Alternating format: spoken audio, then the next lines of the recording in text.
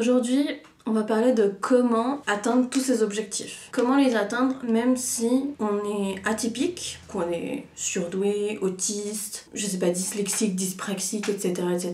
Qu'on a un mode de pensée qui n'est pas organisé comme le reste de la population. Et on va voir comment faire. Il y a une manière très simple pour arriver à atteindre ces objectifs, mais pas de la même manière que tout le monde. Salut toi! Si c'est la première fois que tu regardes mes vidéos, bienvenue, je m'appelle Tevi Cohn, je suis coach en développement personnel et j'ai beaucoup parlé de douance intellectuelle et de haut potentiel sur ma chaîne YouTube.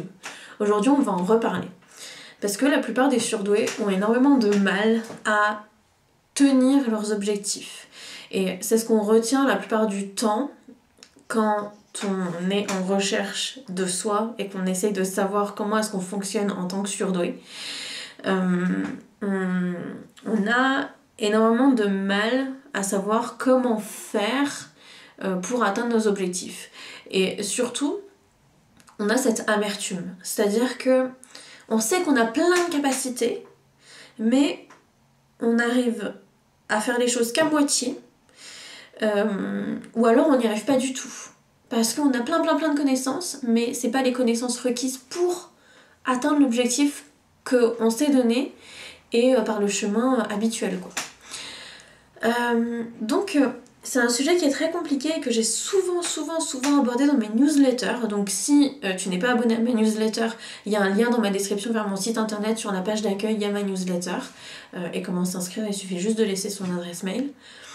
En fait, le surdoué, il fonctionne comme ça. C'est-à-dire que 98% de la population mondiale pense en séquentiel. C'est-à-dire que si je veux apprendre mes tables de multiplication, par exemple, donne-moi un objectif facile. Si je veux apprendre mes tables de multiplication, ce que je vais faire, c'est que je vais d'abord apprendre ce que c'est qu'un chiffre, je vais apprendre à compter, ensuite je vais apprendre à additionner, ensuite je vais apprendre à soustraire, puis ensuite je vais apprendre à multiplier. Et puis tous les jours, je vais apprendre les tables de multiplication par cœur, tous les matins je vais les réciter, etc. etc. Alors qu'un surdoué, un haut potentiel, il pense en arborescence. C'est-à-dire que un jour, sortant de nulle part, alors qu'il n'aura jamais appris les chiffres de toute sa vie, il saura multiplier. Comme ça. Et c'est des enfants qui n'ont pas parlé pendant X temps et tout à coup savent faire des phrases. Voilà, c'est ce genre de pensée. C'est-à-dire qu'ils ont plein d'informations qui sont dans leur tête et qui ne sont pas reliées, puis un jour elles se relient. Donc une arborescence finalement, plein de petites feuilles dans un arbre qui se relient en un tronc un jour. Et c'est ça qui est le plus symptomatique de quand on est au potentiel.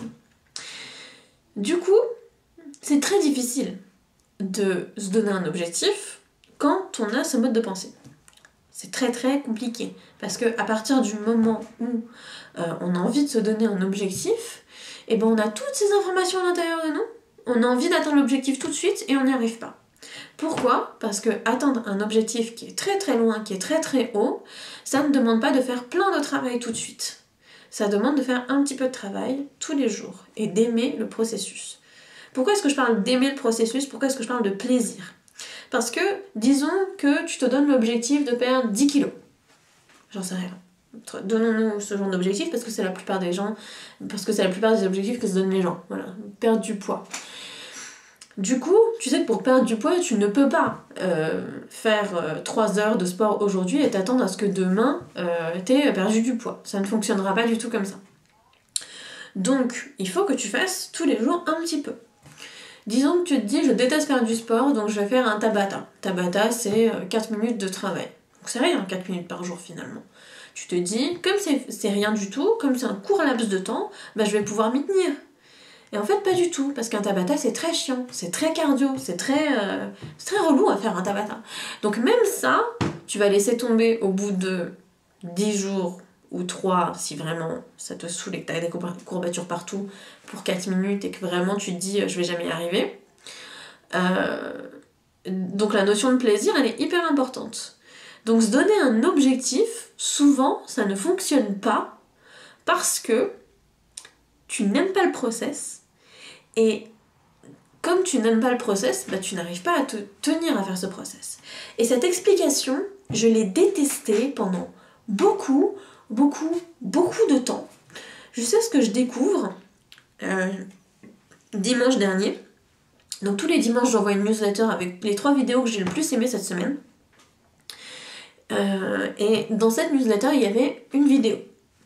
Et cette vidéo c'était une vidéo d'une femme qui a lu Essentialism, je ne sais plus quel est l'auteur et je n'ai pas lu ce bouquin, je n'ai que vu cette vidéo de cette femme qui expliquait ça. Et qui expliquait que plutôt que de créer des objectifs dans sa vie, ce qu'elle préférait faire, c'est créer un système. Qu'est-ce que c'est qu'un système? Un système, c'est une petite action que tu fais tous les jours et qui t'aide à atteindre tes objectifs tous les jours en fait. Chaque réalisation d'une action est finalement une victoire. Elle donne l'exemple qui est très parlant parce que c'est très visuel et que quand on regarde la vidéo on le voit très bien. Elle donne l'exemple très parlant du rangement et de la propreté.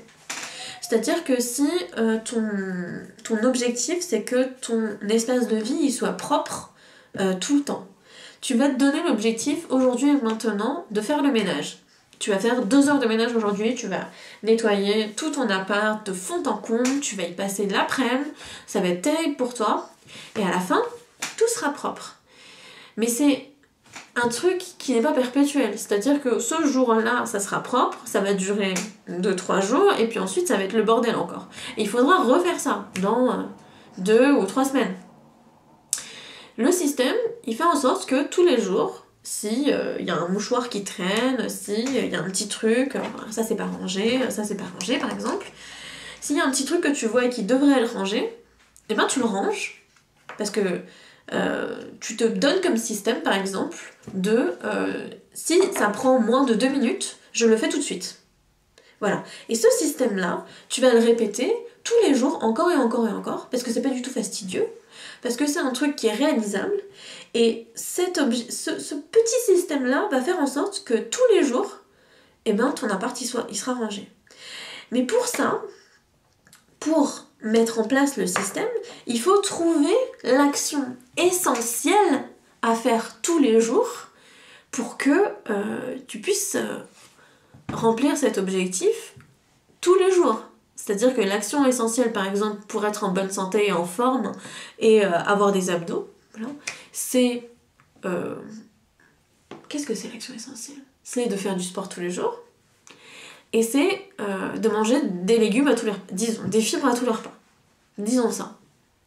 Je sais pas si c'est vrai, mais si on se met à l'essentiel, je pense que si tu manges plus de légumes et moins de féculents et de gras, eh ben... t'as beaucoup plus de chances d'avoir une dépense énergétique qui est plus haute que les calories que tu prends. Donc tu vas forcément perdre du poids. Tu vas avoir tes abdos. Donc, à partir du moment où tu donnes ce petit système-là de manger des légumes tous les jours à chaque repas, il n'y a rien de, comment dire, il n'y a rien de difficile. Tu peux t'acheter une salade toute prête tous les jours et la mettre dans ton assiette et la manger à chaque repas. Ça n'a rien de compliqué en fait. Mais c'est une action qui est essentielle. C'est une action que tu vas faire et encore et encore et encore. Et plus tu feras cette action, et plus un jour tu vas te rendre compte que l'objectif que tu t'étais donné avant et qui était irréalisable parce que tu ne vois pas les résultats dès la première action, parce que c'est hyper décevant en fait de se dire ça fait déjà 1 semaine que je mange des légumes tous les jours et je vois aucun résultat. Alors que si ton objectif, ton système, c'est manger des légumes tous les jours, et bien à chaque fois que tu réussis à manger des légumes chaque jour où tu réussis à manger des légumes, c'est une victoire pour toi. Et c'est vachement plus...